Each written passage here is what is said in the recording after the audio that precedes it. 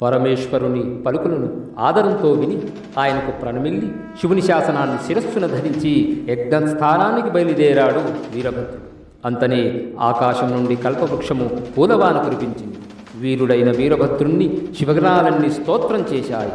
అప్పుడు వీరభద్రుని మనస్సు ఒక్కసారి శివుని పాదాలపై నిలిపి, ఆహా, మంగళములకు నిలయుడైన శంభుని యందు ఎవరికి దృఢమైన భక్తి ఉంటుందో వారికి ప్రతిరోజూ విజయమే, ప్రతిరోజు శుభం కలగడం తథ్యం అనుకుంటూ ఉత్సాహంతో కోట్లాది గణములు ముందు వెనక నడవగా అతి భీకరుడై శివుని వేషమును ఆభరణమును ధరించిన 1000 చేతులు గల నాగాభరణంతో ప్రకాశించే మహాబలశాలి అయిన వీరభద్రుడు రథాన్ని అధిరోహించాడు.